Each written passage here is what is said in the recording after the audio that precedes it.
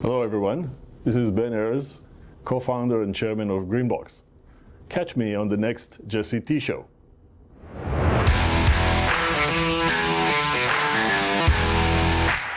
Ben Errez, welcome to the Jesse T Show. How you doing, man? Hey, doing well, man. It's been a blast coming to San Diego and finally get to meet you and the team. It's been amazing. Happy to meet you. Happy to be here. Likewise. So we're going to kick off an amazing journey that only you can tell. It's your story. It's basically up until today, you know, a chapter of the life story. So give a little context into who you are and what you do. Okay, in my advanced age, let's see if I can remember the story. Maybe I should start with just disclosing my age so everybody knows. I just turned 61. So this is not a life story, this is a checkpoint. I still have a lot of life to go with Greenbox and hopefully thereafter. Let's see where we get with this story. Beautiful.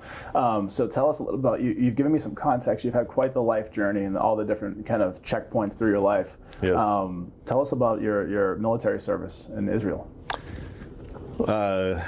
Interesting. So, I always say that life is a chain of accidents, and the result is what you make out of those fortunate or unfortunate events. So I started my military career, which was 3.5 years long, actually at the Air Force. I made the cut for the pilot's course, and I was going strong in it for about 10 months. And after 10 months, they decided I was too young to be a pilot. And they gave me a choice of duty, and I moved to the Navy. I obviously disagreed with that decision, and it's very typical of me. And at that point, I decided to be a pilot, even more so than before. So you get a little rebel at heart? So I say that I make my own destination. Yes. You could give me advice, you can show me the target, but at the end of the day, I dig the trench. I pour the water, and the water follows the trench. I keep the goal in front of me, and like Bruce Lee always says, be the water. Absolutely. So I'm the water. So after moving to the Navy, I had an opportunity to do something that most soldiers do not do, and that is to build my own ship. And we got a team together. I was just part of the team, very young soldier. There was about 60 of us. And we went to the Israeli Navy Industries facilities up in Haifa, the north part of Israel. And we actually built a ship. We had basically a blank canvas. We got the team together, and each one of us brought from their experience where this cabinet should be and where this gun goes and how to design the computer interfaces and all of that stuff. Was it in more a missile ship? A missile ship, okay. Yeah. It was the largest in the Navy at the time. They are bigger now, but we went to war in that one. Okay.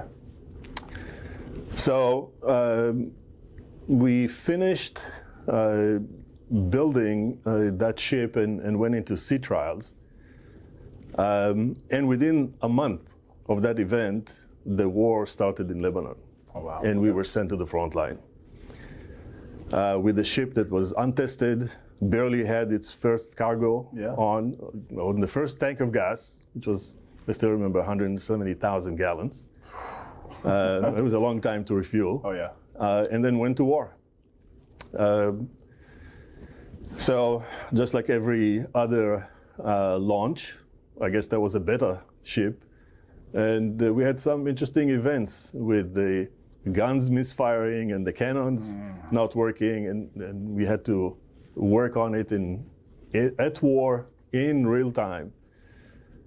And because it was the newest ship in the Navy at the time, all of the journalists were on it. So every screw up was well documented. Oh my goodness, yeah. Which was a fun thing. Actually, it made us make the Navy magazine at the time, and I was on the cover. I still have that article telling the story of how under fire we fixed that the front cannon. I was inside of it. It was that big. Worked on it for about 15 hours. Wow. And then he went right back to war and started firing again. Were you taking on missiles or gunfire from, Not missiles, but gunfire, of course. Wow. Yeah. That was another interesting thing. After having this, first life encounter with the media, I noticed that I like it. Did you? Not to say that I would cause it on purpose, but we had some crazy events thereafter, and we started documenting things. Things like being fired upon, and from the Doppler effect, you hear the whistling of the shell. Yep. And the thing is, if you hear the whistling, it's not targeted at you; it's missing you. Yep. Right? If it's coming right at you, you don't hear the Doppler effect. So whenever we heard these shells coming, everybody would run to the deck, yeah. And with the cameras in hand. Wow. Right? That's before selfies. Yeah. Right? Before iPhone, before cell phone. Wow. And we were waiting for the splash, and then trying to get a picture with this 100-meter gazer behind us. And then I found I liked that too. Anyway, left the military. In Israel, the Navy is the same corps as the Army. Okay. All one corps. Yep. So I left the military with a little bit of an extension because they didn't want to let go all of the senior soldiers. So we stayed through the war. Then I left the military, and the first thing I did was to try and find the best job that I can find. In Israel or in Israel? Okay. Yep. Yeah. So the most interesting job that I found in the paper, again, before internet, no LinkedIn, you actually search written media, was a very interesting job that I knew nothing about, right? This was the Intel startup team. I didn't know what Intel was. I just knew that this is a job that will take me to the US, and I always wanted to go to the US. I've never been before. And being in a startup was a whole new idea for me. I was just out of the military, no experience in work or even before the university. The basic requirements were a master's degree in applied physics or chemistry, and obviously I had neither, right?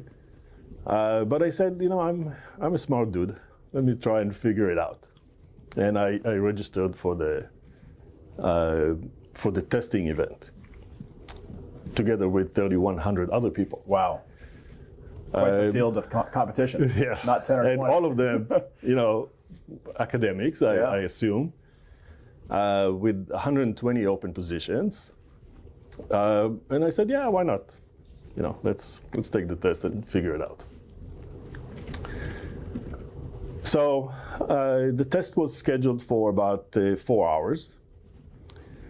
And I entered this big wedding hall, which is where the test was conducted. And I finished it in 45 minutes. Wow. And I said, there must be something that I'm not getting here. But I said, I'm happy with this. And I left. And people stayed after me for over 3 hours. Not too long after that, I get a call from Intel. And on the phone was and by the way, we only had phone for 5 years at that point. So I'm dating myself.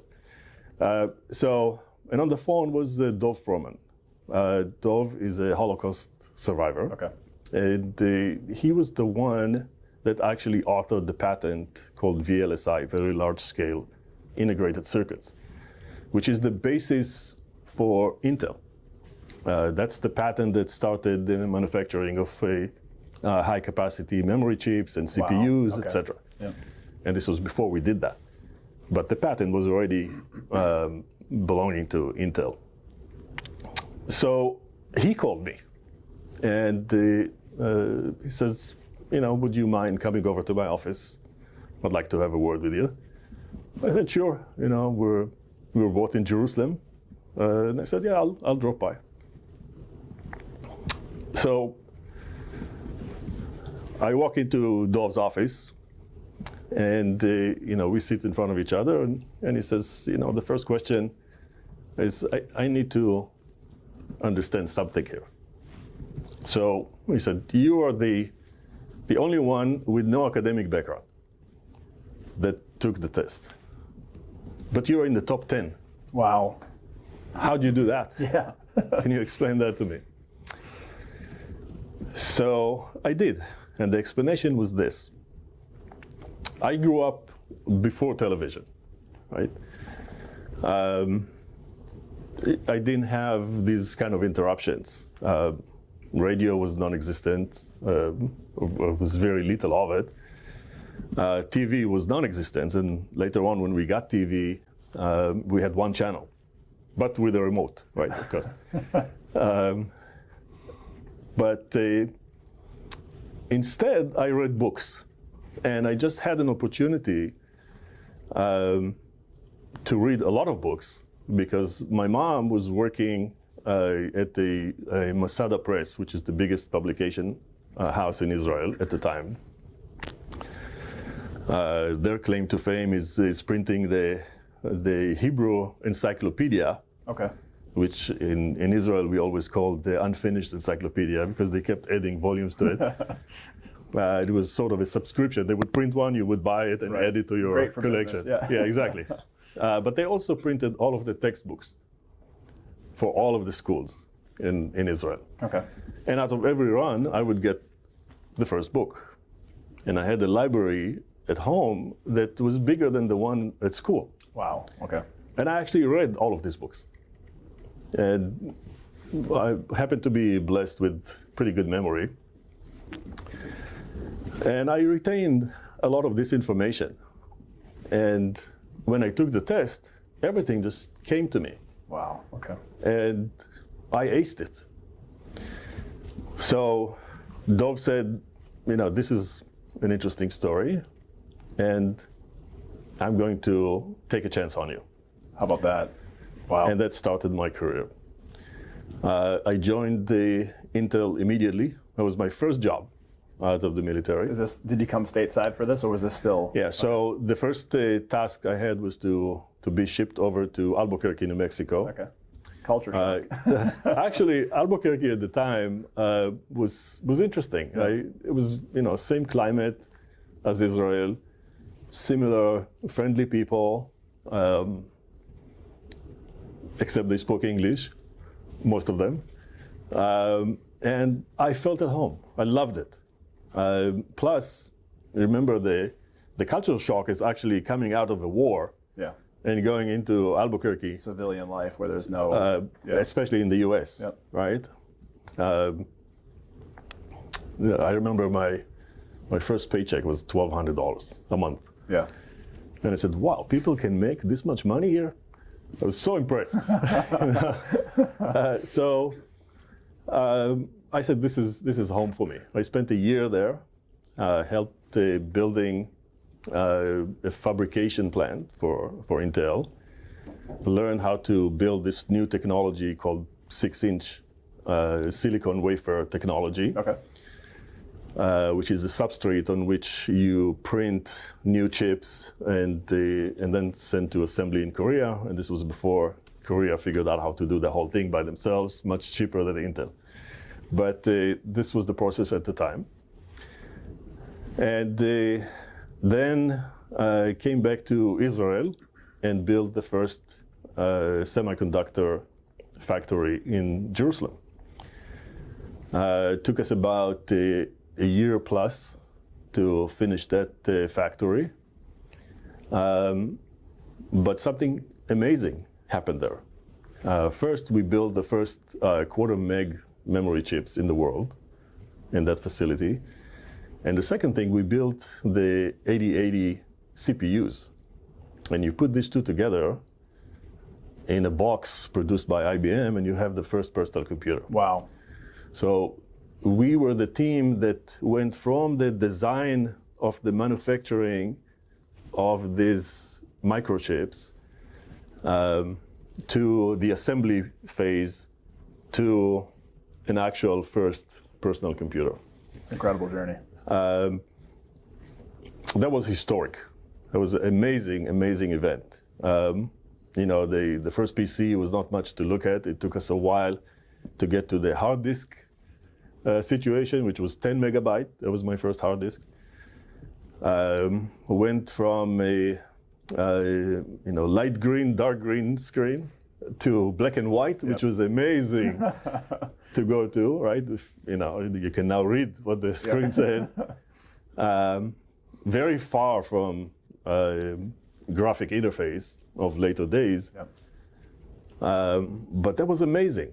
And we were able to buy it with special discount for employee of Intel for $2,800. How amazing that feeling, just having the first personal computer. Yeah, I mean, amazing. Yeah. We couldn't believe it ourselves. It was so advanced. It was like sending something to Mars and actually make it land. Yeah. Right? Israel just sent a spacecraft to the moon, made the whole journey without incidents until 3 feet before landing, then crashed. Yeah. But they did it for $100 million. So that was Intel's story, and ever since I knew that the US was my home, and I tried to get back there. I left Intel to set up my own first, startup, you could call it today. That startup was based on my patent, which was in the field of a digital vision, digital signal processing at the time it was called. And the product was an OCR, an optical character recognition. It was the first in the world such product that could read both left to right, which is English, and right to left, which is Hebrew. Wow. Pretty advanced. But remember, this was pre-Windows. DOS was very basic. Mm-hmm. So I actually had to write everything from scratch: mouse drivers, printer drivers, screen drivers, everything that the software needed to operate, I had to write from scratch in a graphic environment, which I also wrote. And this is it, that product right there. I put it on the table side by side with where I sort of started, although this was after Intel, and where we are today. This product we sold for $200. This is an award for raising $100 million. They are 3 inches apart, but they're also 40 years apart. Right. So it took us a while, took me a while, but we last year got to this. And this wasn't the only raise I did in last year, right? This was the second one. The first one was another 51 million when we uplisted to NASDAQ, but we'll get to there a little bit later. That product was interesting. And what was even more interesting to me was the unbelievable scenario that the government actually liked it in Israel. The government at the time was transitioning into digital media. All of the IRS code was still in paper. The court proceedings and the protocols were all on paper. Wow. And there was no way to retrieve any of that data and do any search without an army of paralegals, right? But everybody recognized that it's all moving into the digital space, into something that you can actually do data retrieval on, and later on data science on. So I just like with Intel, think big. That was me, right? So there was at the time this project with the Israeli Supreme Court that there were basically two competing companies. It was my company, and the other one was IBM. And my product was obviously slower than what an army of typists at IBM could do. Sure. Plus, they had an interest in getting the data retrieval contract thereafter. But this was fast and pretty accurate. And for the time, it was very accurate. And we got the chance to compete.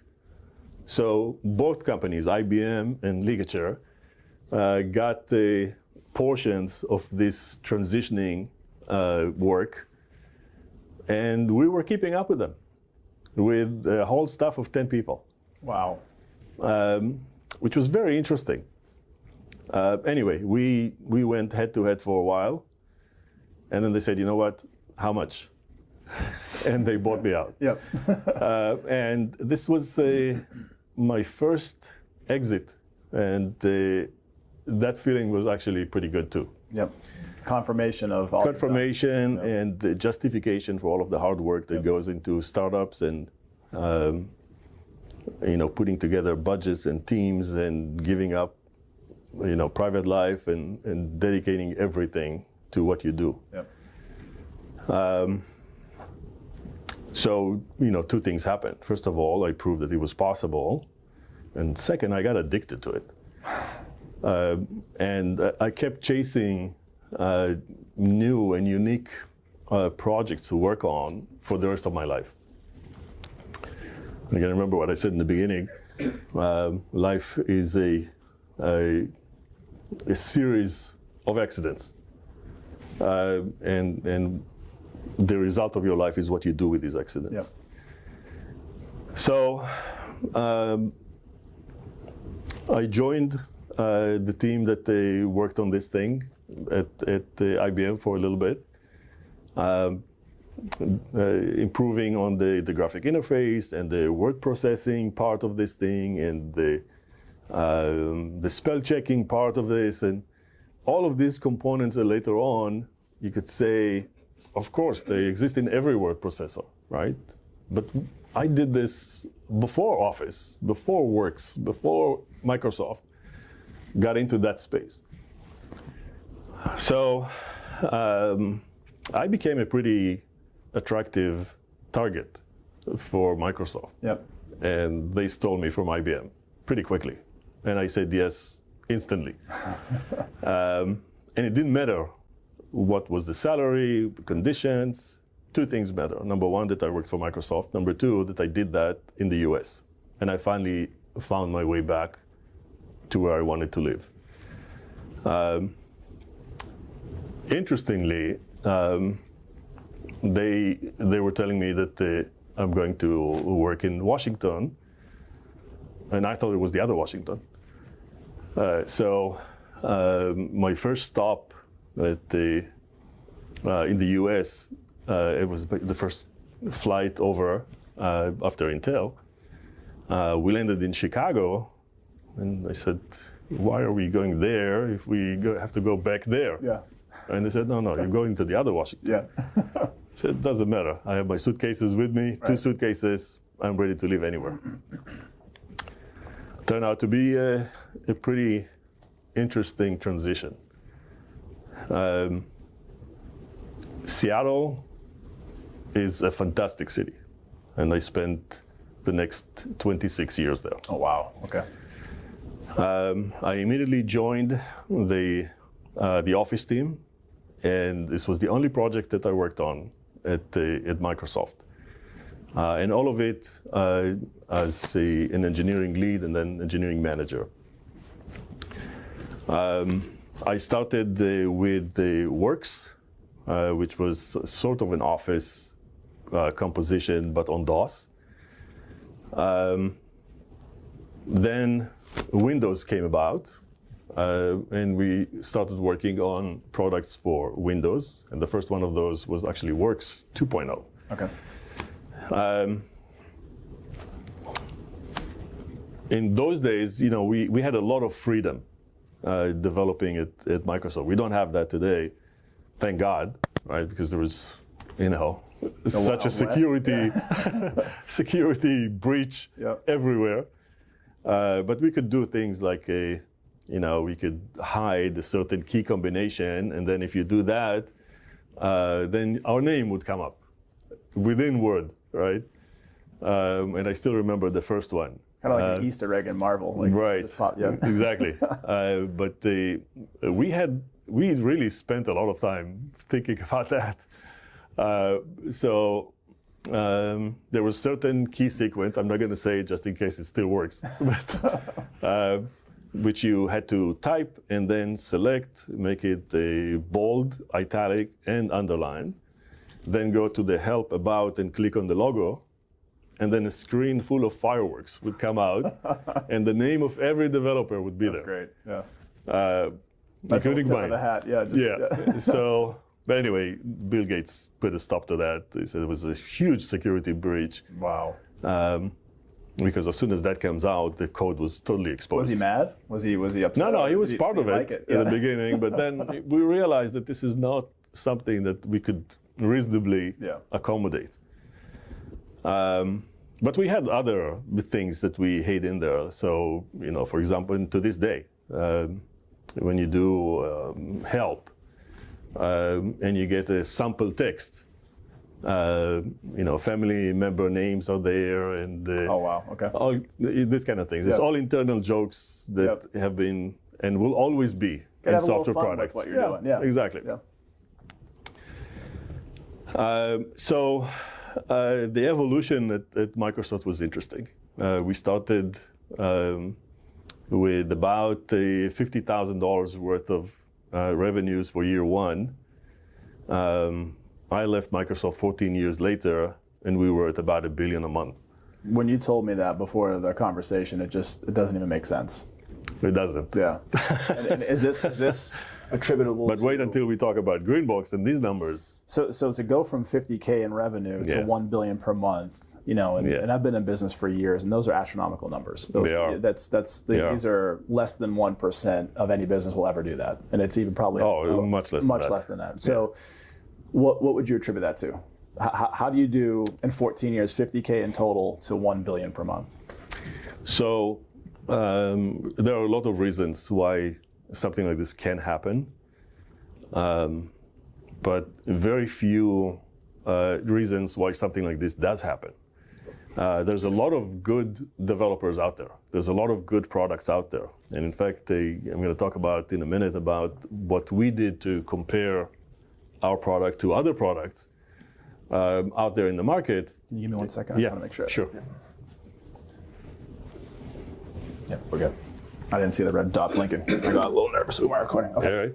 So I'll count you back in. I can start over. Yeah. We'll count. We'll go back from the first take, the beginning. Okay. No. We'll stop. How you transition from 50K to 1 billion. So I'll count you back in. You just jump in. So 5, 4, 3, 2, 1. That's a great question. So there are a lot of good developers and good products out there, but very few make it to the point of actually doing this quantum leap in their evolution to make this kind of success. And that has a lot to do with listening to your customers, knowing what they need. Yep. Even though I appreciate the heads of Apple, and in particular Steve Jobs, that used to say, I'll tell people what they need. Right. I'll tell people what they want, and then they'll buy it because I said so. That doesn't work. It works for them, but that's the only case that I know that bucks the trend. Yeah. But at Microsoft, the approach was different. We had an army of project managers and program managers that actually went out there and did the legwork and said, let's talk to this guy and see what he needs, and let's talk to this sample audience and see what they need. Yeah. And then after each release, let's go to a postmortem. What we did well, what we didn't do well, and we needed to create this avalanche on a continuum, yep. Right? You don't reinvent yourself too many times. That actually hurts you. You need to figure out what is the end goal, as I said in the beginning, dig the trench, pour the water, and be the water. Yep. And eventually you'll get there because you can see the goal at all times and you can do course corrections on your way there. And that's what we did. Also,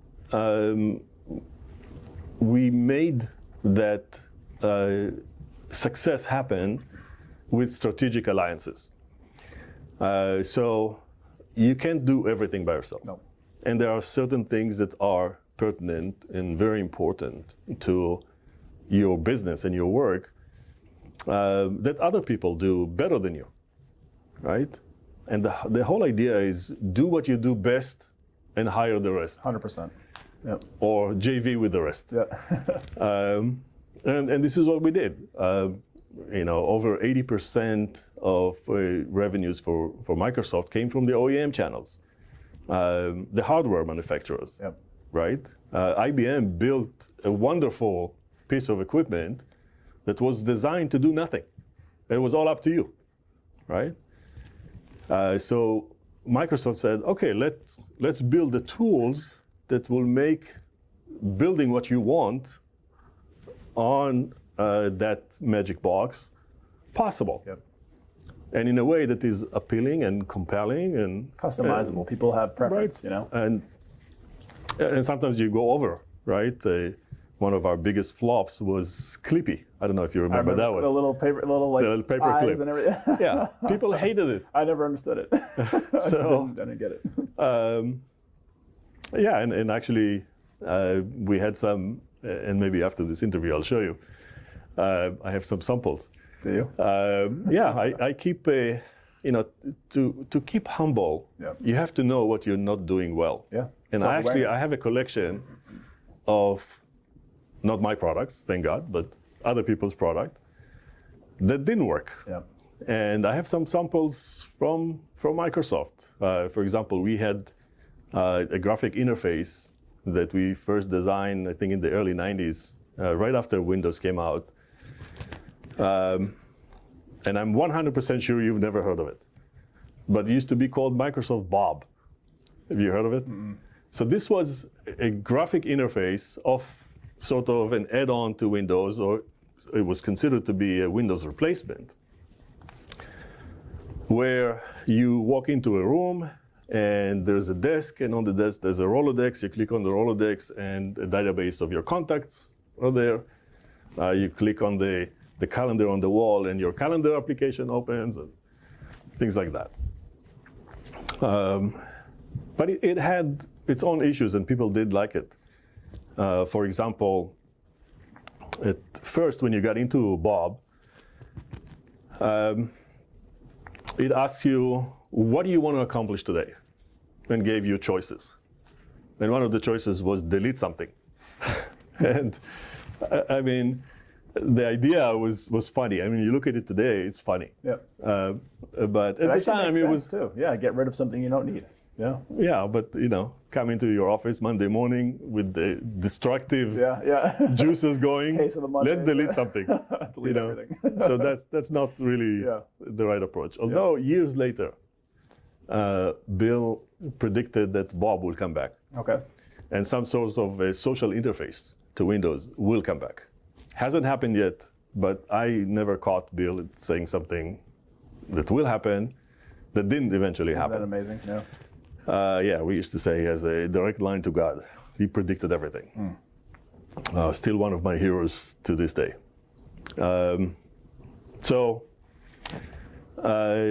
part of that evolution that led to this success is to keep hitting with small corrections what people wanted. Yep.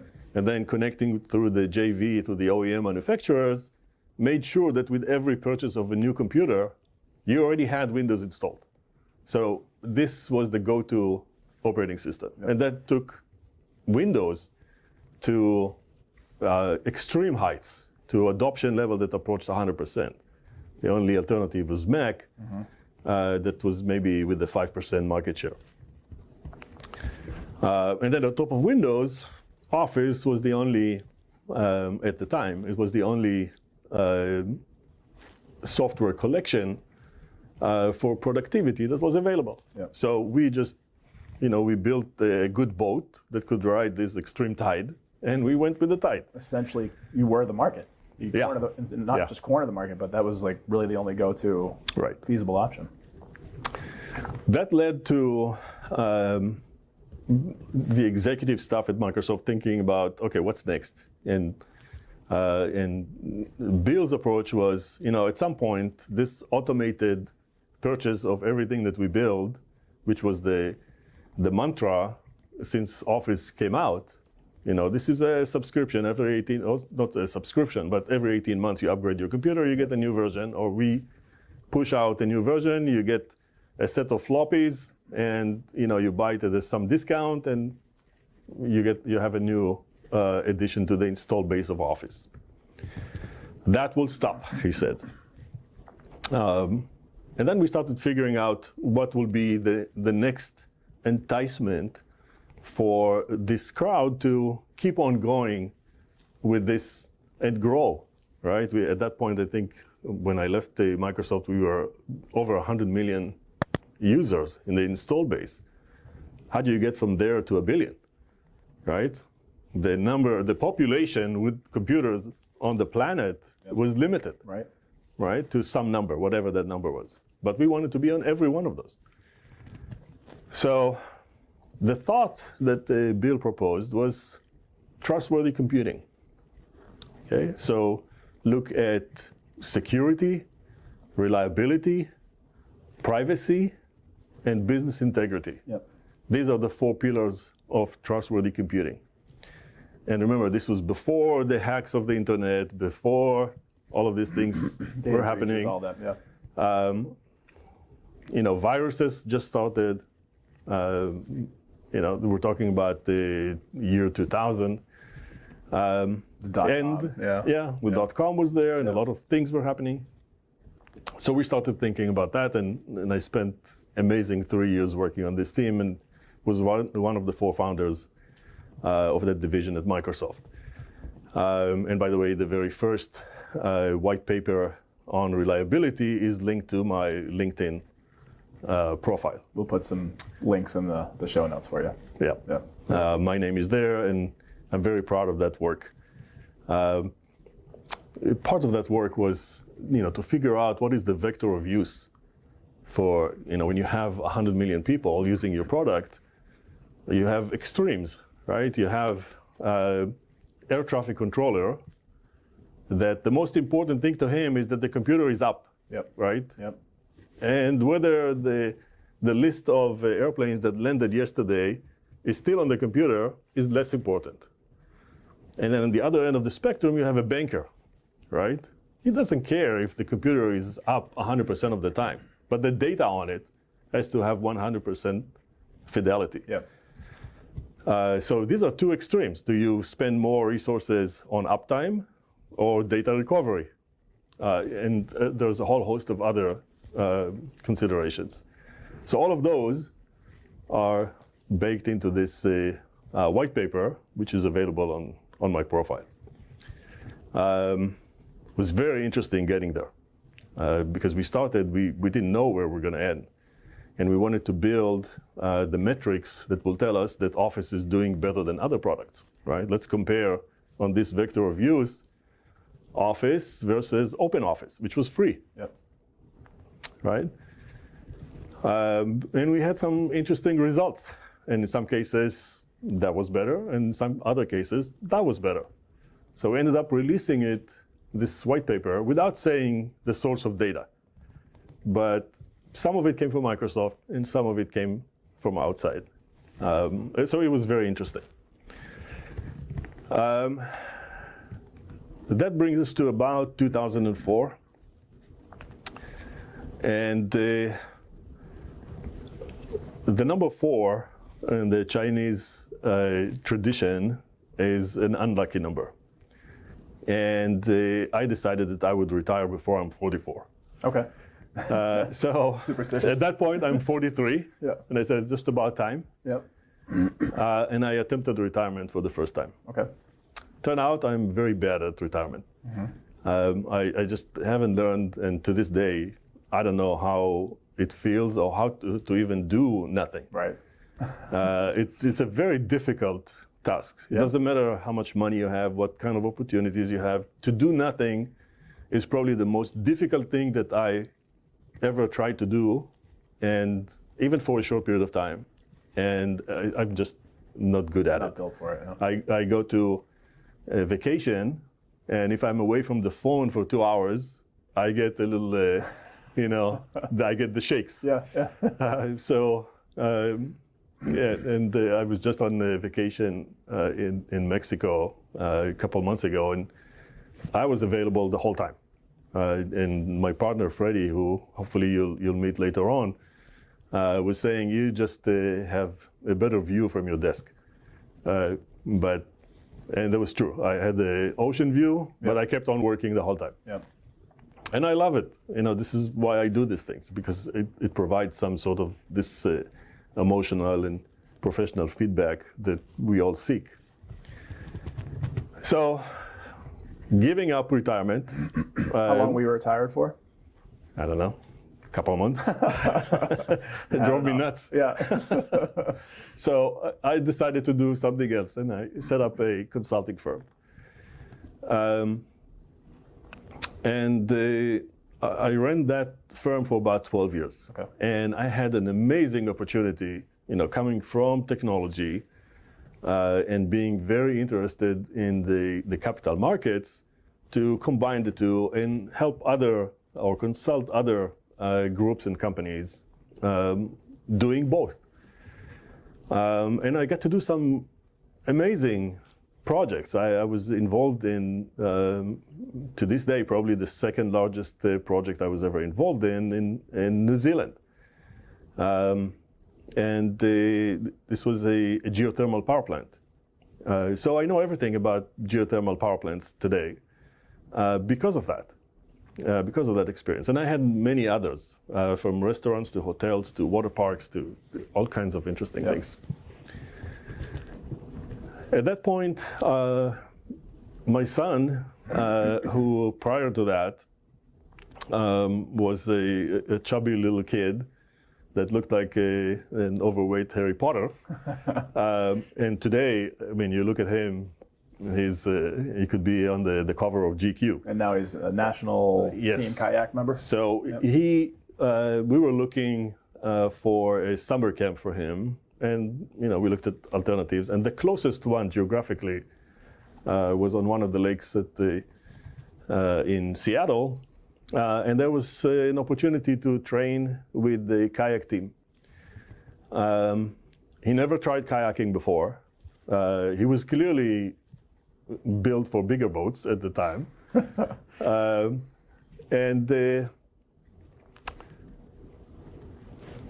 The coach of the national team happened to be at the same time there, and he was observing what the kids were doing, and he noticed that Nate, my son, has something special. He kept his balance. Let me tell you, you and I cannot stay balanced on that boat. It's his Olympic boat today, which carries the Green Box logo on it. Beautiful.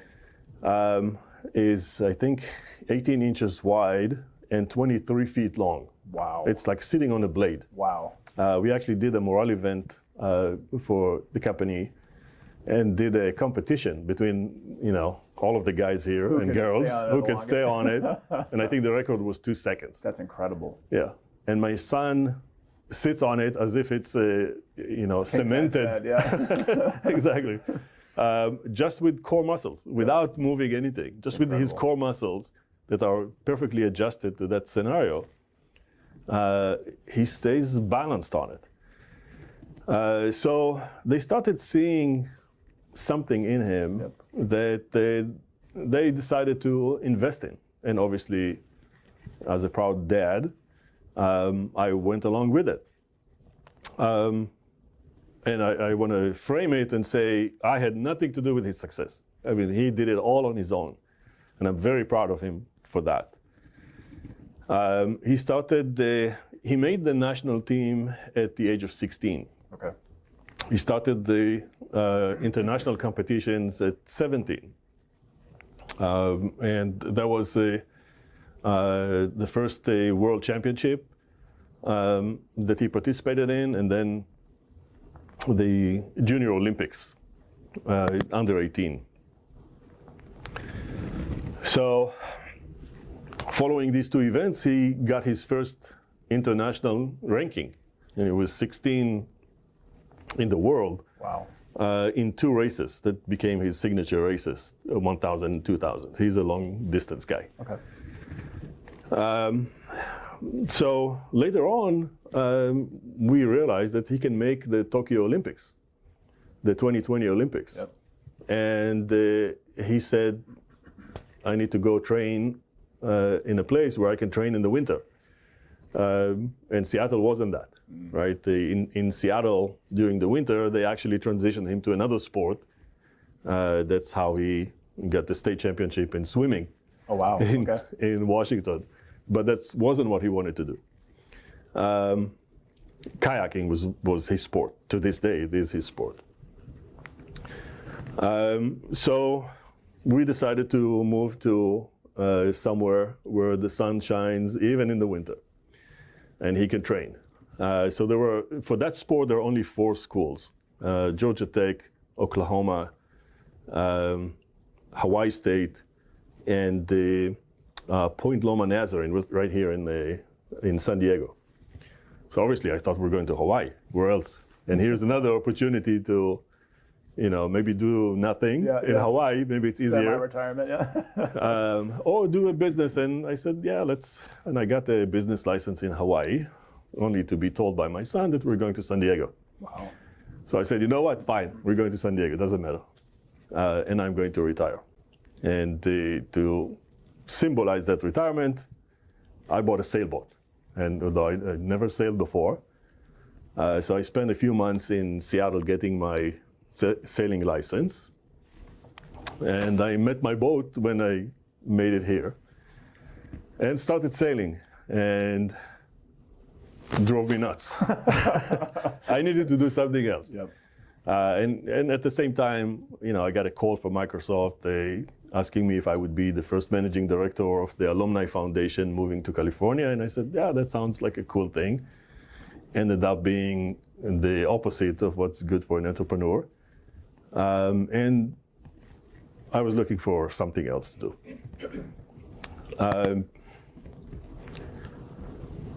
Ended up, of all places, at a synagogue art auction. The rabbi was, I think, the first guy I met at in San Diego upon moving. And he invited me, and I said, I don't go to synagogue, but I'll go and see if there's any art I can buy by the square footage, because I needed certain pieces of art on the wall. And it just so happened that my partner and co-founder, my life brother, Freddie Nissan, was there with his wife at the same time. And the rabbi spoke with his wife and said, you see this guy, he's a former Microsoftie, your husband should talk to him. So she took the initiative and introduced us. Wow. And on the spot, we both knew that this is what we wanted to do. Freddie just had an exit in the ERP systems and point of sale systems. Sold the company and was looking for something to do. And I was brain dead from doing another corporate job, and I was looking for something to do. And we had an opportunity to combine our talents and background and experience. Even though I'm 20 years older than him, we are soul brothers. So, of all places, I ended up in a synagogue art auction at the request of the rabbi, who I think, the first person that I met in San Diego. And Freddie and his wife happened to be joining the community at the same event. And I believe it was the rabbi who told Stephanie, Freddie's wife, that he thought that Freddie and I should talk. And she took the initiative and made the connection. Freddie was looking for an opportunity after his exit from an ERP and point of sale system company. I was coming out of the little stunt with the Alumni Foundation in California. And we connected right away. We both decided to begin working together instantly. I don't think we knew what we were going to do at the time, but we knew that we wanted to do it together. We started working at an office, a small office, probably smaller than this room here, in my gym. And we met, I think, a couple of times a week, and put together some thoughts. And by the way, using pencil. Nice. And I still have those in my office. You should have a look at those. These were the beginnings of what we're doing today. Freddie is an expert in the payment business and merchant and customer relations. I came from technology and capital market backgrounds, and we thought we had the making of something big. And we started thinking about, okay, what does it look like if this happens? And what would be the flowchart of this activity? Yep. Once you put it on paper and use the most significant and powerful tool that you have to build new technology, and I'm talking about the eraser, you start thinking that this is at all possible, right? It all makes sense. Yes, this goes to that, and then this goes to that, and then the consumer is happy, yep. Right? Happiness equals dollar signs equal right back to where you started. That's what we wanted to do. And this was the beginning of Greenbox. I'll give you a couple of sentences where that took us. Sure. And then I'd like to hear from my brother-in-arms Yeah. about his perspective of all of that. So Greenbox was established on June 13th of 2017 as a private company.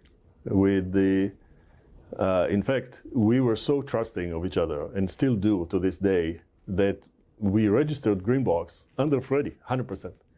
Beautiful. And we said, we'll figure it out later. Let's just get the registration and let's get going. In April of 2018, we had an opportunity to do a reverse acquisition into the OTCQB and became a public company. Okay. And before that, we did the huge raise of seed capital of 1.6 million. And just to put it in context, this $100 million award that we have here on the table is not the only raise that we did in 21, right? We did a total of, I think, a little over 160 million. Wow. So maybe it's a coincidence that, 1.6 to 160. Yeah. 160, 100 times more, Right. In a span of 5 years, right? Not bad, I think. We became a NASDAQ listed company in February 17th of 21, following a $51 million raise with the E.F. Hutton, which is our investment banker partner, and have done with them 4 raises, and now we're working on the 5th one. Okay. Towards something that is unusually big even for a company like ours.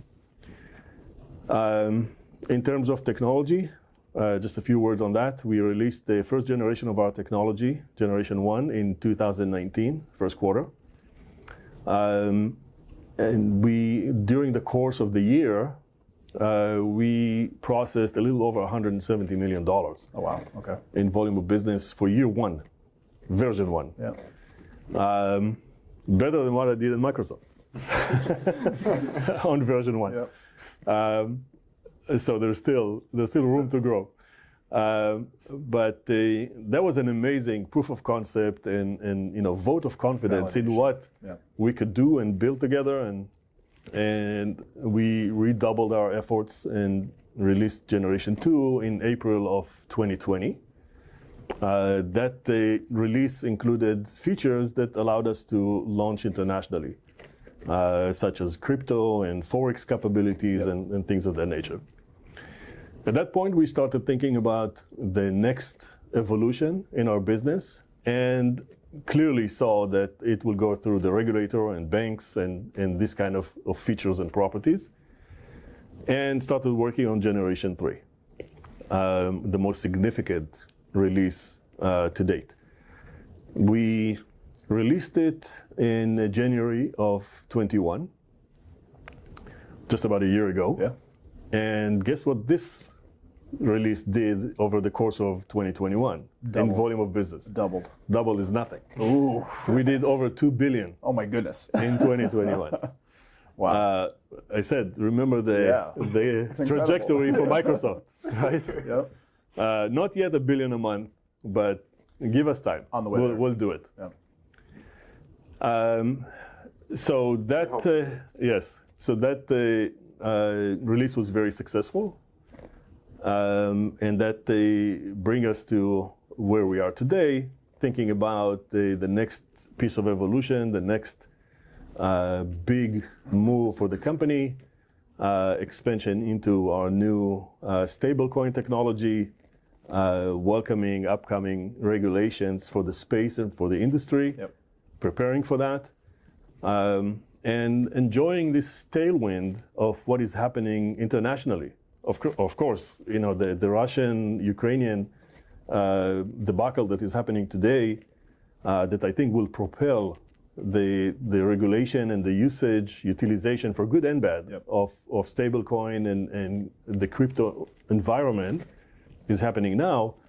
But remember, I told you that the Generation 3 was released in January of 21. You know what else happened in January of 21? Tell me. January 4th of 2021, the Office of the Comptroller of Currency, which is the body in the Federal Reserve that is responsible for our cash, released a letter in support of the stablecoin and the blockchain industries under certain limitations, and authorized that the usage of such in the banking system. Okay. Huge move. Yeah, that's a big for us, for the industry. Huge. On the 22nd of January, the SEC appointed a new leader, Gary Gensler, who comes from MIT, the same group that did the earlier collaboration on the FedCoin between the Federal Reserve and MIT, trying to figure out how to do digital representation of minted currency. Great supporter of the industry, and to this day, one of the leaders in the ongoing attempts to regulate this industry properly. And events like that. These were material for the company. We keep riding these events, keep accommodating the future and directions that we clearly see in this industry and preparing for them moving forward. At this point, I'd like to hear from my brother, Freddie Nissan here. Thank you. First of all, thank you. My pleasure. Very exciting time. Everything you mentioned about the way we met. Actually, the one thing we have before that is in 2000, 15 when I sold my company. I was driving from LA to San Diego. And sometimes I have those ideas, so I took a memo kind of on my phone. And that's what I said in Hebrew, I said, how do I remove Visa and MasterCard from my process? It's a big saying, right? Yeah. It's we like Visa and MasterCard. Absolutely. But the connections of how money move, Visa is the biggest one. Yeah. We're working with them, we're great relationship with them. But in the end of the day, the reason I said that is because I'm coming from an industry that move money. And when we say moving money or sending money, it's not really, it's really slow. Yeah. So we want to send money to Europe or anywhere. It's take a lot of time. That's why Visa put new technology. That's why we came up with technology, is to make those transactions quicker, instantly, if possible, and available to everybody. One thing we know is that about 3.5 billion people don't have access to any financial system. So half of the globe. So that's a huge market. Yeah. So how do we get that new market? How do you get into that? And we start thinking about, when I met Ben, Ben have an expertise that I didn't see in a lot of people. And we accommodate each other in many ways. And that's what today created Greenbox, is that synergy and between us, and each of us understand what side of the business and how we run together. And technology is the key here, but it's not all technology. It's much more than that, because you're dealing with compliance, banking. Oh, yeah. When we started this business in 2017, it was not an easy task. Bank didn't even know what is a blockchain mean. Mm-hmm. We started at the same time as Ethereum. It's a brand new. It's a child that just was born, and you need to feed him, teach him how to walk, how to run. It's the same. And what we noticed is that a lot of the banks and governments didn't like the idea. Yep. And today it's much easier to operate. It's become a mainstream, and it's only 5 years. We have a much longer way to go. I think in the next 10, 15 years, you're going to see a complete different industry, complete different infrastructure globally. Yep. When we started this business, we knew it's going to go cashless. I was just thinking that, because I used to be in banking and I saw it firsthand. I saw how everything was cash, and I don't even carry cash personally anymore. Exactly. I can't tell you any time I actually need it. That's and to correct. go from that to plastic and then eventually to the ledger with blockchain and just get off of currency altogether. Is that amazing? Yeah. Exactly. So we saw that, but we didn't know. We saw the kind of the seed, kind of, we saw the flourish. Some stores say, hey, I don't want cash anymore. Yep. The first store, we had an office in Point Loma. What was the name of this restaurant? You put a sign, no more cash. Tender Greens. Yeah, Tender Greens, no more cash. And we saw that already starting, right? But pandemic really, really accelerate that. Right. And really change everything about cash and how we don't really need cash. And actually, I have an employee in my company. They moved from China a long time ago. When she moved here, it's the first time ever in her life she held a bill called cash. Wow. She's like, what is that? Think about that. It's incredible. What What we is all grew cash? up with, and they don't know what it is. Yeah. Absolutely. Right. So our goal in Greenbox is to create a safe, secure, easy to use environment, financial environment, let's say, that allow you to do more than just hold your money. The bank is a ledger. Yep. That's all they are in today's world. And they make sure that you have the money, and when you send it, you actually receive it on the other side, and the other one is zero out. Yep. Blockchain is a ledger. That's all it is. Crypto can work with blockchain. Crypto need blockchain. Blockchain doesn't need crypto. Right. And I think people understand it today, and understand that the technology is very important to streamline and do things that you couldn't do, remove the overheads in a lot of area. I can tell you in payment, the biggest company, the way we work with commission and structures, sometimes it takes companies 60 days to pay you money. Wow. Pay your money, 60 days. Yeah. We have agents that couldn't even go and put gas in the car to go and sell the product because they get money in 60 days. Greenbox changed it completely. Our agent, customers, everybody get their money instantly. It's beautiful. 24/7. Money never sleep. Yeah, that's true. But in the banking system, it is. You sleep on Friday, Saturday, and Banker's Sunday. hours. And holidays. A lot of federal holidays. Exactly. So I wish I have the same schedule as money with holidays, but I'm going to be on vacation for a long time. But that's the reality. we cannot wait. Sometimes we have a joke. If you want to send money to Europe, it's better for you to put a backpack and swim there. Yeah, it's go. faster. Yeah. So it's incredible. The that's what we're advancements trying to that we've create. seen, and you know, I've seen it firsthand. And I used to be in retail banking in a couple different capacities, and just people would get so frustrated. They just, you know, where's my money? It's my money, and how come I don't have my money now? And there's a 2-day holding period, and you have to have this funded, and ACH has had to do their thing, and there were so many headaches that, you know, I would try to override and, you know, give, if there was a contingency or if they had some sort of, you know, backup where it made sense to fund them the money a certain way, I would try everything I could. And it was just, a lot of people were just disenfranchised with the whole system. And it just, even from a usability standpoint, never mind all the different things that it can solve. I mean, the end user is just happier if they can have their own money now. I would say one thing that I'm very excited about the new technology.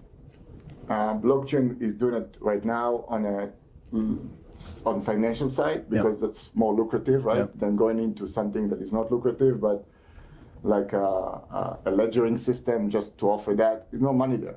Money, we want to move money or send money, receive money. But in the end, what we're seeing here is that blockchain is introducing something new. Is changing the power from I'm giving Google my information to later on Google will come to me and say, hey, I would like to buy your data. Yep. Blockchain, it gives me the ability to hold my information, really hold it, own it, on my data, on my money, everything that I have, I need to own it. Blockchain will do that for us. It's kind of the concept of NFTs in a sense. It's a one of a kind. You own it. You can't really copy it. You know, these little pieces of art that are becoming so popular in certain sectors. I mean, it's you can copy it, but you can certify that copy. Yeah, it's a one of a For us, NFT is an amazing opportunity to offer the on and off ramp of payment.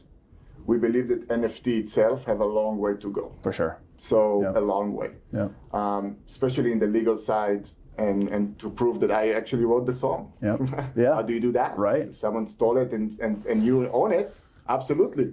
But maybe it's a copy of an original that you didn't even know. But NFT is an amazing opportunity. I see this market is on fire right now. Coiny and Greenbox is part of it, and we want to be part of it.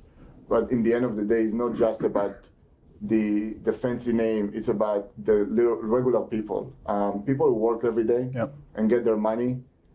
Can I give them, you know, in Israel, for example, my mom is a nurse.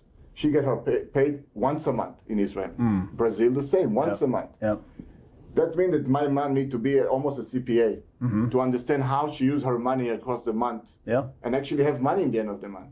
But actually they don't, because it's very difficult. Can I offer a daily?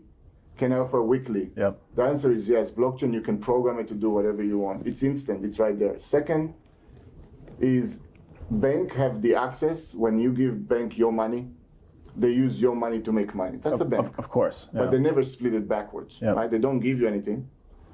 So can I offer that to an individual mother that is, you know, a single mom that work? Can I offer an opportunity to access and leverage cryptocurrency safely with no risk? And the answer is yes. That's the goal of Greenbook, is to offer access to the opportunities that today look out there too risky. I don't want to lose my money. I just made this money working 18 hours. I don't want to lose that. Right.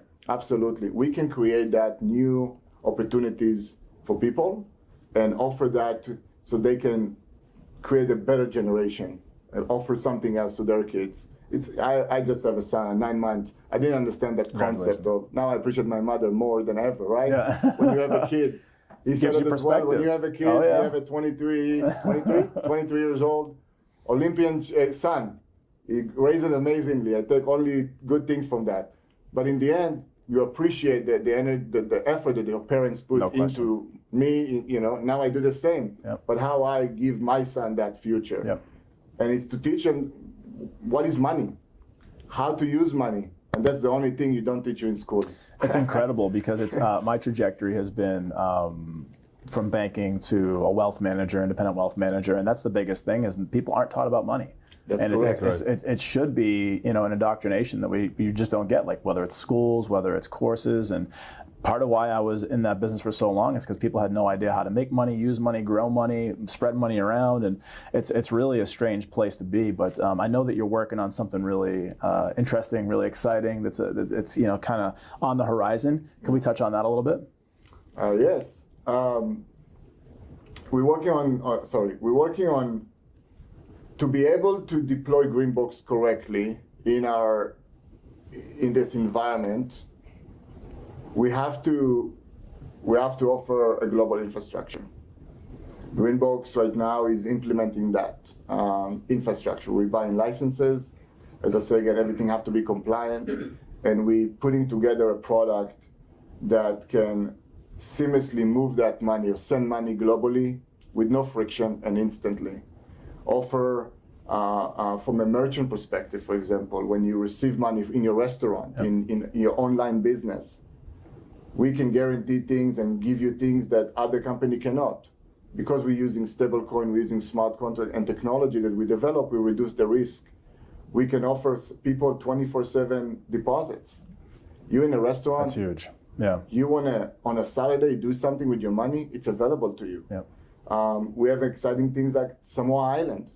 American Samoa Island is an amazing opportunity for Greenbox to deploy the technology. That's an island, it's 100% cash. How do you move them from 100% cash into no cash at all? Yep. The government support of that. Why? Because think about from a government perspective, how can I give back to the people of American Samoa, for example?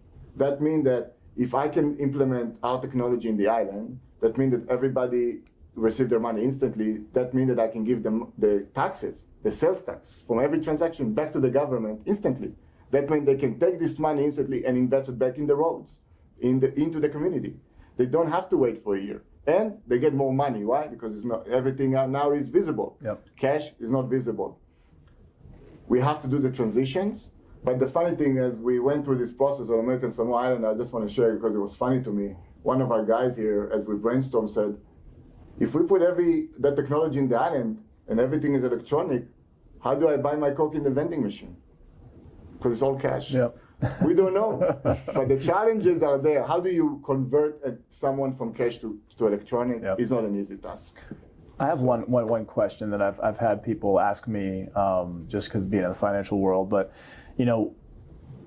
think about worst case scenario. Think about if the government is wanting to come to a place where they want to shut off your money, if they want to take this, if you don't have cash or if you don't have like a physical form of money, and you look at the conspiracy theorists or people that talk about what happens in Davos, the Great Reset, and all this stuff. What happens if we go to a completely cashless, physical-less form, and we're on a completely digital scale for money? Where do you think the cause for concern would be if let's say we get a dictator that says you don't get your money this week, kind of thing, that wants to shut it down and like lock us down? Is that possible, and how do we work around that? I would say this. The reason decentralized technology show up in our life is for that reason exactly. Yep. I had a conversation with someone and they said, look what happened in the world and how the government control money. Yep. The only thing they control to control someone is to control their money, right? Yep. Decentralized will move people from centralized to decentralized, so they don't have to be under that, government oversight. Yep. The problem with that, you still need the government. The government is very important. Yep. Because you have not everybody honest and straight. True. So they can create, like what happened with crypto in the beginning. Yep. It's a lot of scam, right? Yep. Decentralized is a very important piece of our life. Decentralized, to actually have the traction that you see today, needed one thing. He waited for I believe, in my opinion, from a spiritual side, he waited for Steve Jobs to bring the first iPhone. Because the internet took how long? 30 years? Yeah. So now you have blockchain on top of an internet. It grows much faster than that. But you need something to create this cell phone, something that everybody have. Yeah. The first iPhone. If you notice on the timeline, 2007, I believe, was the first iPhone. The end of 2008, after the recession, what came? The white paper. Yep. Those two needed each other. The phone and the blockchain have to be together. And this is why you see the extreme adoption. Everybody have a computer in their hand. In Africa, We saw case studies of people living in places that have nothing. The only thing is important, they have a cell phone, a solar panel, they can charge the phone. That's incredible. So they can only do one thing, not making phone call, receiving cryptocurrency as a payment. It's more important than food, and more important than a house. They don't really care. You give people the opportunity to interact with the global ecosystem from everywhere. Yep. That's the big change. Everybody equal. It's a beautiful vision. Yes. Yeah. Give the power back to the people. Absolutely. Love it. Right. I think if I can add to this, Freddie is very eloquent. He has the vision. This is why he's in charge of technology development in our company. And he charts the path to the future. He started doing that, when we were in 2017 using a pencil and an eraser. Yeah. And he's still going strong today with good connection and being in touch with the needs of people and the future of this industry. My take on it is that you would need, just like with the early adoptions of new technology, like the internet, you need mass adoption and you need mass utilization. So it's not only the ability to look at this problem from the cash perspective, but there are other manifestations of the same issue, the same concerns, right? A couple of examples. I moved Greenbox shares from my account to my account between two brokers, and it took a week, right? And I needed to prove that I was the one sending and receiving on both ends. Crazy, right? True story. Yeah, true story. Just happened to us a few weeks ago. It's ridiculous. Yeah. Look at the real estate market, right? Doing escrow on a transaction may take 45 days. And we just saw an implementation of escrow that takes 6 hours. Wow. Just by switching to different technology, right? You spoke about NFT. That certification of information is very important in that process, right? So, if you think about it from an ecosystem perspective, this is where you need to go. Everything should be automatically adopting this technology in every aspect of your way. Your health records, your doctor visits, your prescriptions, buying and selling properties, inheritance, wills and estates. It touches everything. Yeah, that's correct. Touches everything, right? The Federal Reserve publishes a study once a year, every December, about the utilization of cash, or I call it cash, right? But cashless transactions around the US. And in the last study, it showed that the overall volume of cashless business exceeds 200 trillion a year. Yeah. The biggest portion of that is ACH, right? Do you think ACH works every day? No. What is the impact of making that piece of technology, the ACH, for example, in moving, 100 trillion, let's say, of the total volume of cashless transactions in the US, instantly? What does it do to the banking system? What does it do to people's ability to earn interest on their own money, right? On their safety. You spoke about the government, heavy thumb on the business and what they can do. Yep. I can tell you that the government is not the solution. They can contribute in terms of regulatory protection and being minded to consumer protection principles and all of that. But in adopting new technology, the government is behind the curve. Laggards, yeah. A beautiful example to that is the Banking for All Act that came to Congress in January of last year. Again, January seemed to be like the pinnacle of activity, but it's an ongoing thing. But anyway, in that piece of legislation that came from the Democratic senator from Ohio, it states or it projects definition for digital currency and electronic wallets and all of these interesting things. And just like the government, they have to think about, what happens in extreme cases. Who's recovering? You have a natural disaster that prevents people from having access to the internet. Yep. How do they get money, right? You have wars, you have whatever.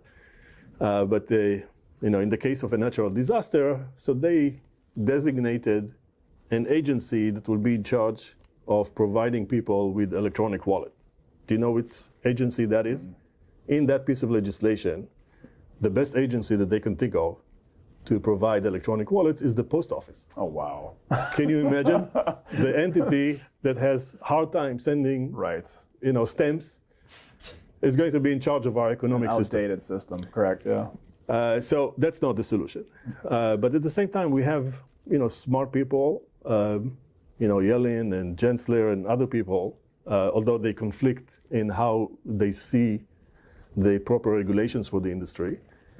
I think they give you the idea and the tools on building for that eventuality. And this is why I say Greenbox has always thought about the next step and always pretty accurately predicted where the market and the regulators are going. And this is why we're successful. Speaking about the future and where you're going and success, what's on the horizon? Is there anything coming up in the future that you're excited about? You want to chat about for a few minutes before we jump off? Since I don't want to limit you on releasing this, so I would stay with the publicly available information and not cross the line there. Okay. But I can tell you that the Greenbox move for international deployments is something that we are focusing on. We clearly see the growth of the business pushing internationally, primarily in Europe and in Asia Pacific. The APAC region is expected to be more than half of all payments around the world within 2 years, and maybe accelerated after this debacle in Russia and Ukraine. With perhaps Russia adopting the digital yuan to avoid the sanctions from the West, right? So that process may be accelerated. So Greenbox is looking forward to expand and grow on technology and the exposure to these markets, and we're taking dramatic steps in accomplishing that. Beautiful. Yeah. I will add just one thing, is that Greenbox is always looking ahead and trying to understand what the market's going to look like. Yep. And we're excited about what to come. I wish I can share more, but I can't at this moment. But I can tell you that the technology that's available today really changing everything we touch. And the biggest change you will see, in my opinion, in the next 5 to 10 years, big corporations that we know today will be different than they are, because, and the best example for that I will say is, and it's a case in Europe, big energy company used to what they call create the electricity, and they are moving into be more of the facilitator of the ecosystem of the infrastructure, but every house generate its own electricity and sell it back. So you're going to see blockchain, people sell electricity. Incredible. And the big company they used to create electricity, now just managing electricity, so they become an ecosystem, a highway. And I believe Visa will be the same, and MasterCard will be the same. They will offer their infrastructure and will charge only for that. They will not create plastic cards, they will not do that. They have no need for plastic cards, it's not secure, but the infrastructure they have is incredible. And we see it already in action, and we really like what they're doing, and they understand that they have to do that as well. So I'm very excited to see what's going to happen from the big companies, what they're going to produce. Amazing. I don't know if he had any other questions, because the conversation is very, very lopsided right now. So as the host, that's why I wanted to know from him. Are there any questions that you wanted to ask that you didn't really? I wanted to talk about the possibility, which I threw in there, about, if these potential whispers of, the government controlling essentially everything. Like if you've heard of the Great Reset, right? And it's like, Could be. Could happen. In 2029, you'll own nothing and be happy, kind of thing. And there's all these Charles Schwab and all this stuff that's publicated. Is this a foray into that? That was the kind of where I was. You'll get to kibbutz. Kibbutz, yeah. That's what it is. Yeah. If we're going to be a big kibbutz, Yeah. I don't know. Well, listen. So I was telling him, one of my best friends, he's Dr. Amit Ofek. He grew up in Haifa in a kibbutz. So like I know he's from Haifa. Do you know? I served in Haifa. He's from Haifa. Ofek, last name Ofek, O-F-E-K. But what kibbutz? The only one in Haifa is Yagur. I don't know. It still exists. Yeah. We don't have a lot of them. Yeah. But kibbutz is exactly that. Yeah. Everybody put their money. A guy won the lottery 3 times, had to give the money to the kibbutz. Yeesh. So, yeah, I mean, I think that's a really cool. You're going to get a really good perspective from these guys on that. The other question is, he's not mic'd.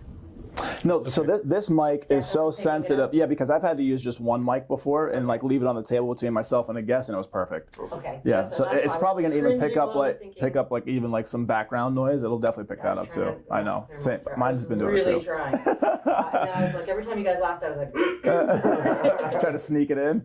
Okay, so yeah, I'll lead in one more time. I'll count us in, and then remind me it's CRB, Cross River Bank. Mm-hmm. Okay, and then we'll end on that, and we'll go for part 2 down and the are road. you going to ask the question about the kibbutz thing? No, we'll just Done. yeah. that's it to There is actually an interesting answer to that. I don't know if you want to get into that. The what? The kibbutz? The kibbutz thing. What is know, kibbutz one- in English? Kibbutz. Like Communal- a community. Communal living. Yeah. Like a village? Like it's not even a village. I don't even think It's communal. Communal, yeah. Yeah, communal, but in a totally Communism. different way. Yeah, communism. That's kibbutz. Essentially. It is. It is. Very cool. So I'll tell you before you count us, and then you think if you want to. Yeah. So yeah. And it's interesting for me that both the stablecoin and the stablecoin successor are both coming from Asia Pacific. China was the first one to come up with the stablecoin, with the digital yuan. Yeah. Digital yuan is a digital representation of the minted yuan currency of China. But they are already thinking about what comes after that. Yeah. And how do you actually, if you want to have a currency that is a worldwide currency, you can't really attach it to the control of any government. Right. And the one experiment that has been running for the past year and a half or so in China is called the Petroyuan. It's basically trying to attach the notion of commodity to currency. Yeah. And the idea behind this is this. Go back to the original barter system, right? You raise goats, I have chickens. The price of a goat is 2 chickens, and it doesn't matter how many dollars you paid for your goat or how many yuans I paid for my chicken. Yeah. It will always be that scenario. So no government can control, unless they control the commodity, right? Let's say all of the goats come from China. Yeah. Right. But if that's not the case, that's why they attached it to the petro, because there are a lot of countries around the world that produce, oil, and this is sort of a controlled environment. There's a global pricing for that commodity that can translate to being the back end of a digital stablecoin. Well, it used to be gold for $1. Right. So if you do that, all of a sudden, you remove from the individual the risk of some dictator controlling what they have in their pocket. Yeah. Going through some interesting times right now, for sure. So I don't know if you want to get into that. I can give you a whole speech on that, but if not, I think stay for with this, CRB. I'll jump back in and I'll bring up the CRB and then we can close on that. And then following conversations, we'll dive deeper. So y'all have done great. This is amazing. So Thanks. Great information, great insight. I think it would be really interesting for people to hear because there's a lot of context here that some people, it's interesting. They're not going to be familiar with it, but you bring it to a palatable way to describe it. I would say this, and you can, I don't know if you're recording or not, but in the end, the ecosystem called financial ecosystem, put a curtain around them and make sure that nobody knows what's going on. Yeah, it's like the Wizard of Oz. Exactly. It's like what's behind the curtain. All you know is that you have some insight that tell you exactly what you need to, how much money you have, do you want a loan, but what's happening inside? Jacqueline always laughing because I say it's like feel like two rabbits running on a carousel trying to move money around. But That that's is what going it's to be our like. new logo, by the way. Is it? But that's the reality, Yeah. is that it's nobody, they don't want you there. In our different path, we interact with those systems in places that he did things I never did. He worked for what was it, for Google in one point, creating those special wallets. I was on a different side, but together we interact so many times with those. I didn't work for Google, but Not I Google, sold for the- technology for wallets to Google. Yes, exactly. So, but we interact with the system in so many ways, and we have people here that interact with financial system that we really understand why they don't want you to know what's going on inside. Yep. So part of Greenbook's job, I guess, or passion here is to tell people, come and look inside. Full disclosure. Yeah. I don't hide anything. Yeah. When I talk to my bank, I say, how do I know what you do? So here we go. There is the key. You can log in, do whatever you want. Beautiful. We don't hide anything. Yep. And that's the difference between the new generation and the legacy. Yeah. It's where we're going. Yeah.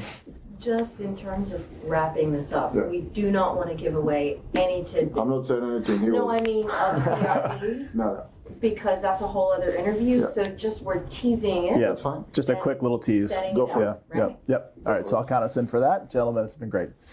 So 5, 4, 3, 2, 1. So as a kind of closing to this part one of the future conversations to come, I know there's something very exciting that you're both really pumped about, but we're going to kind of just talk about it just a little bit, just a taste for the listeners and viewers, a little bit about CRB. CRB, Cross River Bank. We're very excited. We announced it publicly that we have a relationship. It was a long process, but we are very excited to do this relationship and the opportunity to allow Greenbox to grow. Beautiful.